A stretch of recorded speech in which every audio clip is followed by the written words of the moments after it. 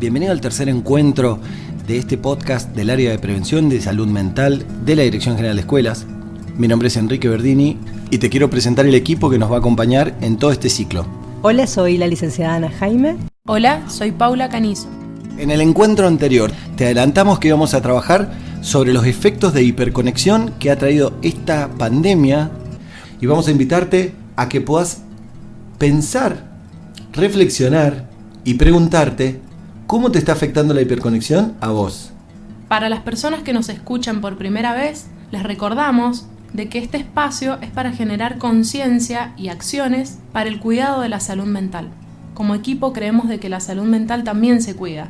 Entonces vamos a ir haciéndole un lugar a las preguntas, a los interrogantes, a temáticas que vamos escuchando. En este espacio vamos a ir pensando juntos, juntas, acciones para cuidar la salud mental. En los últimos días del mes de marzo del año 2020, la situación del COVID-19 hizo que toda la población tuviésemos que comenzar una etapa de confinamiento donde las plataformas y los medios digitales empiezan a cobrar un protagonismo nunca antes visto. Se convierten en el medio a través del cual vos continuaste comunicándote con tu entorno y así el conjunto de todas estas acciones lo vamos a entender como un fenómeno de hiperconexión a los medios digitales y en este encuentro nos vamos a hacer preguntas y vamos a reflexionar sobre ellos para poder darte una herramienta de comprensión sobre qué es lo que estamos viviendo. ¿Te preguntaste en algún momento qué es la hiperconexión? ¿Qué es la hiperconexión, Ana? A mí cuando me nombraste hiperconexión, se me viene la imagen de cualquier persona, mujer en este caso, que me identifico yo, que se levanta a la mañana prendiendo la compu para la tarea o la escuela de sus hijos.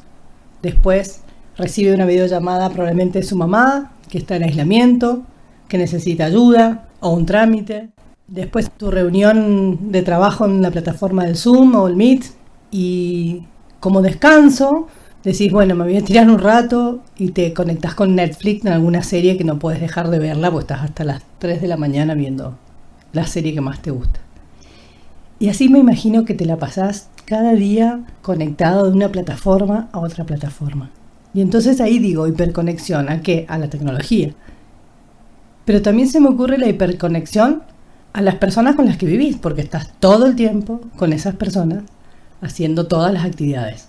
Y también se me viene la hiperconexión, que sería como estar todo el tiempo conectado con el mismo espacio, porque en la cocina se trabaja, se estudia, se hace reunión de Zoom, o en el living, o en el comedor, en el espacio que tengas. Por ahí si tenés suerte tenés más espacios en tu casa. Y entonces digo, wow, hiperconexión es, estoy todo el tiempo conectada a toda la tecnología, a mi celular, a las computadoras, a mis hijos y a mi casa. Repasemos el contexto, los medios digitales y las personas con las que habitás en tu casa. Qué interesante, porque el tema de la hiperconexión es una cuestión que está instalada a nivel mundial. Es un efecto colectivo. Y si lo pensamos a nivel particular, individual, singular, me pregunto, ¿será posible escaparle a estos efectos de la hiperconexión a algo que está tan instalado? Qué buena pregunta, Pauli, porque se me ocurre también en lo personal, como decís vos, un día perdí el teléfono y sentí que perdía prácticamente toda mi vida, porque tenía toda la información que necesitaba en ese teléfono. Claro, ¿hasta qué punto es vital la utilización del celular y en qué punto se empieza a convertir en una especie de adicción? Pero de todas maneras, estaría buenísimo que nos preguntemos cuáles son los efectos que tienen en mí estos tres espacios de hiperconexión. La hiperconexión contextual, digital y vincular. Te contamos que en mayo el Observatorio de Psicología Social de la UBA realizó un estudio a partir de un informe de la ONU donde se hizo un balance mundial sobre cómo la pandemia afecta psicológicamente a las personas. Y en este estudio se observó cómo la ansiedad, la hiperconexión y por tanto el encierro impactaron directamente en el bienestar emocional, físico y mental de las personas. En Mendoza hicieron una investigación más puntual acerca del uso del tiempo en mujeres mendocinas durante el aislamiento social. Y quedó en evidencia el desgaste y el cansancio. Algunos de los resultados fueron estos. El 34% dedica 2 a 4 horas para el cuidado del hogar. El 18% solo puede dedicar media hora a actividades correspondientes al bienestar personal. y el 49% registró mayor cansancio. Digo esto en función de poder pensar desde una investigación, cómo realmente esto que estamos hablando de los efectos es real. Es decir, esto es algo que nos abarca a todos. ¿Qué cansa? O sea, hay un desgaste evidente de las propias relaciones y de la salud a causa de estar hiperconectados, hiperconectadas. A nivel psicológico, yo lo puedo pensar como cómo está afectada mi libertad. Estando en esta situación de pandemia, de encierro, que tiene toda una lógica de cuidado también, nos conduce a pensar de qué manera esto que es un encierro, una privación de la libertad, que tiene la contradicción de ser un cuidado, pero a la vez un efecto dañino a nuestra natural manera de estar en el mundo, también la hiperconexión es la única manera, parece, de poder estar ejerciendo esa libertad de encontrarme con otros, de hacer algún trabajo. Digo, la delicada línea entre estar conectado y estar hiperconectado. Y a la vez estar desconectado de uno mismo. Porque si 30 minutos nomás me puedo conectar con lo que yo quiero hacer.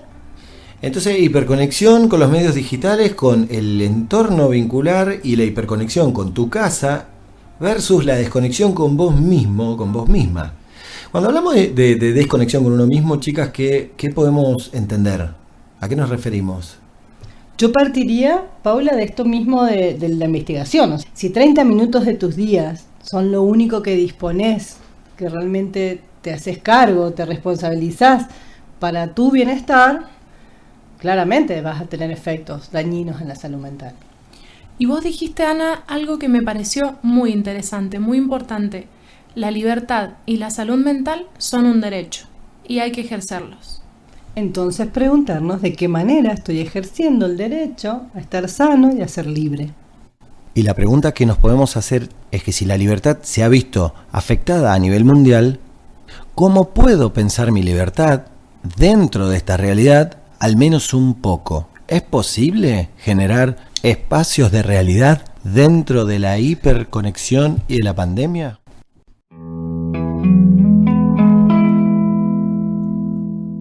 Queremos escucharte, nos interesa conocer tu experiencia, nos interesa conocer qué pensás y para eso te recordamos que podés contactarnos en Facebook como Prevención Salud Mental, vía mail como equipoprevención.seam@gmail.com y nuestro número de WhatsApp 2612 53 97 31.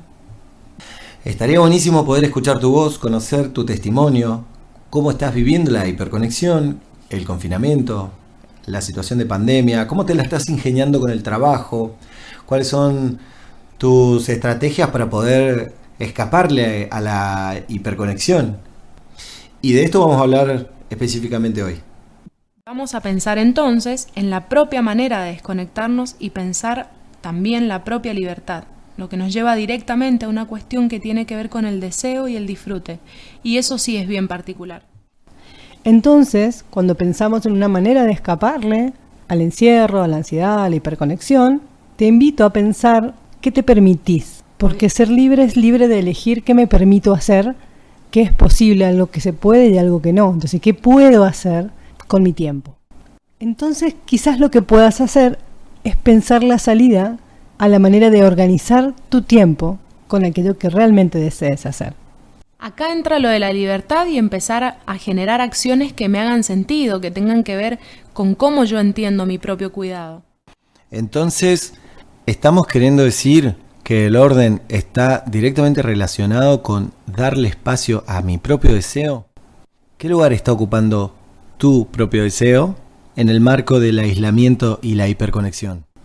Poner el acento en mí, es decir, hablar en primera persona, lo que a mí me pasa en este encierro, lo que a mí me limita en este encierro, es una manera de tomar cartas en el asunto, hacerme responsable de mi tiempo, de mi orden, de mi deseo. Y eso significa, de alguna manera, salir de esos momentos de queja en donde pareciera que no hay salida.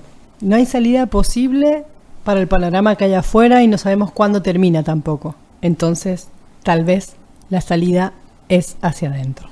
Uno de los equívocos más frecuentes es confundir la queja con hacer catarsis. Es decir, creer creerme que por quejarme con vos, con mi amiga, con mi amigo, con mi pareja, voy a estar liberando. Y la queja es una forma de tapar el deseo. Por eso la pregunta, que insistimos, es ¿cuál es tu propio deseo? Y la dirección que te estamos proponiendo es hacia adentro, el lugar, refugio de los deseos personales. Pero podemos preguntarnos también, ¿qué vamos a entender cuando hablemos de deseo? A mí se me viene un desafío tu pregunta, que es, ¿y si pienso cuánto de mi día estoy conectado con lo que deseo, con lo que quiero, con mi corazón, o con lo que me da placer, lo que me hace sentido? Bien, recordá que este espacio destinado al cuidado de la salud mental, porque la salud mental también se cuida, como decía Paula, va a estar cargado de preguntas como la que estamos haciendo ahora, para que vos puedas ir reflexionando y te puedas ir pensando. Y este ir pensándote es un modo de estar conectado con vos mismo o con vos misma. ¿Puedo elegir con qué y cuánto tiempo me conecto? Esto nos invita también a salir de la cuestión de la queja. Nos invita a tomar cartas en el asunto respecto a la libertad y al cuidado de la salud mental, como decía Ana recién. Apostamos a la responsabilidad subjetiva. Si esto no lo hago yo, no lo va a hacer nadie por mí. Y pareciera que hay una especie de limitación en cuanto a la libertad. Entonces, ¿cómo me las voy a arreglar para hacerme un espacio dentro de las limitaciones existentes? Entonces, ¿qué podemos pensar? Que estar conectados lo necesitamos. Hoy en pandemia lo necesitamos en las plataformas más virtuales, tal vez porque eso nos demanda el cuidado de la salud física en un punto. Y para que nuestra salud mental no se afecte, la invitación es a poder conectarnos con más espacios saludables para nosotros. Pero sí entender que lo hiper, que significa mucho, exceso, es lo que nos puede llevar a la no salud. Enfermamos por exceso o por defecto. Entonces, en este caso, estar todo el tiempo conectado a aquellas plataformas, personas o espacios, sin preguntarnos cuál nos hace bien o cuánto tiempo le dedicamos a lo que nos queremos conectar, bueno, eso es poder pensar que la salud mental esté afectada. Por tanto, muchas gracias. Agradecida por tu escucha. Gracias por escucharnos, por tu tiempo y por acompañarnos.